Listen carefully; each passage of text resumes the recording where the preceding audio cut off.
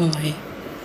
Oke, kita bikin ini ada GNS3 dan VirtualBox.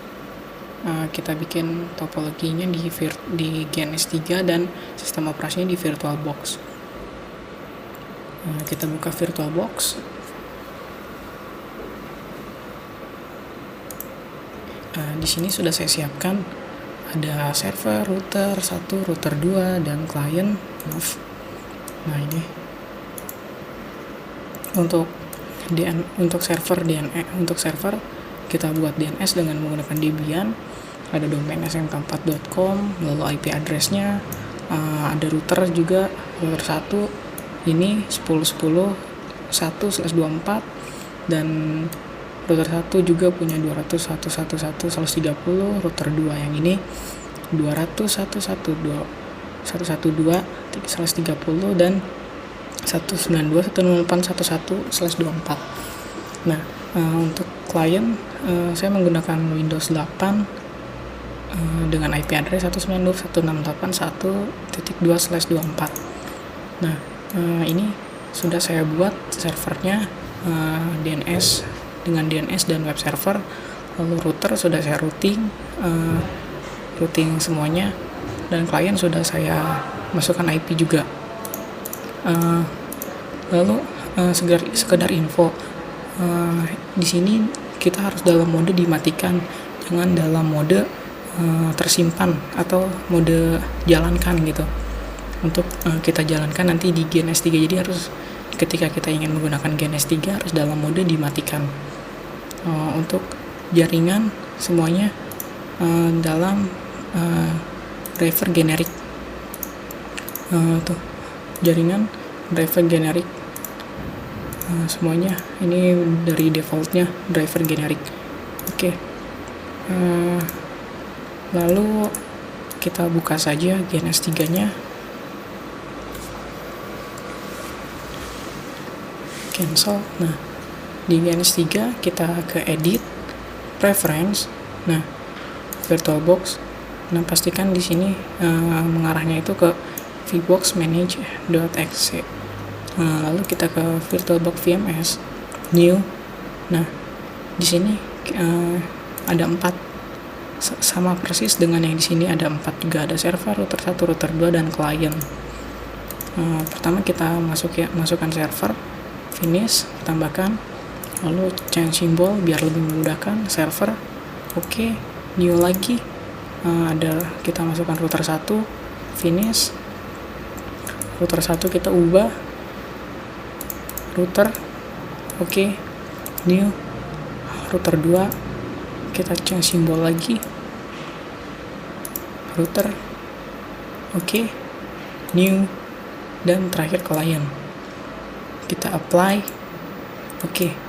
Nah, yang tadi itu ditaruh di end device, yang simbolnya ini. Kita taruh dulu server, lalu router 1, dan router 2, dan satu lagi klien. Nah, mungkin di virtual machine kita cuma bisa membayang-bayangkan saja, tapi ketika di GNS3 kita bisa membuat topologinya dan bisa menjalankannya sekaligus. Untuk GNS3 itu dukung VirtualBox. Untuk VMware akan saya jelaskan di video selanjutnya. Lalu kita pastikan juga router 1 dan router 2 ini di sini memiliki 2 adaptor network. Nah, kita pastikan juga klik kanan, konfigurasi, router 1, network. Nah, adaptornya kita tambah 2. Apply, oke. Router 2 juga sama, konfigurasi, router, network, adapter 2. Apply, oke. Nah, lalu kita pasang kabelnya dari server Ether 1 ke router 1, Ether 0, Ether 1, Ether 0, Ether 1, Ether 0. Nah, lalu escape. Nah, saya pakai topologi seperti ini, topologi datar seperti ini. Nah, Sebenarnya ini sudah beres, tinggal kita jalankan saja dengan kita blok semua ini, lalu klik tombol start yang di atas ini yang warna hijau, klik,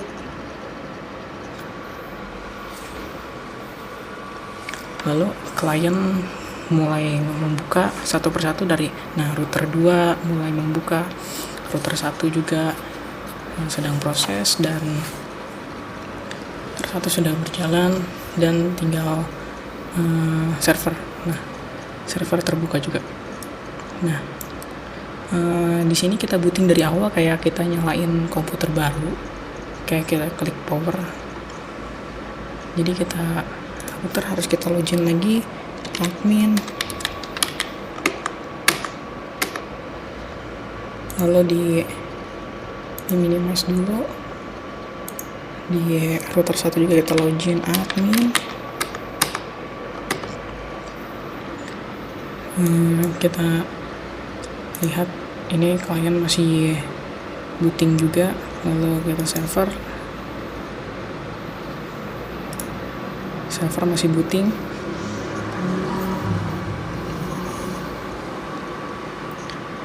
Server ini udah saya install bin 9 buat DNS dan Apache 2 untuk web server, jadi bisa langsung dites juga.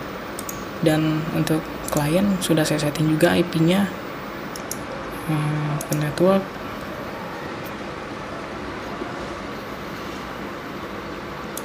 Ethernet details. 1.2 seperti yang ditulis di sini. Klien menggunakan 192.168.1.2 dengan gateway 192.168.1.1 dan DNS server jangan lupa memasukkan 10.10.2. Kita close, kita lihat server sudah jalan. Kita root, masuk login root, root.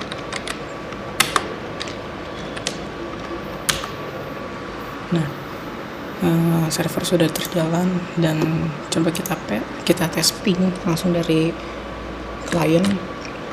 CMD ping 10.10.2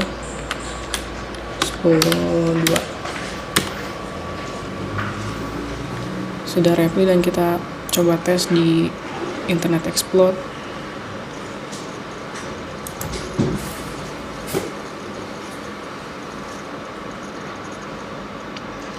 Coba DNS-nya smkn4.com. Jika ada tanda it works berarti sudah sukses DNS-nya.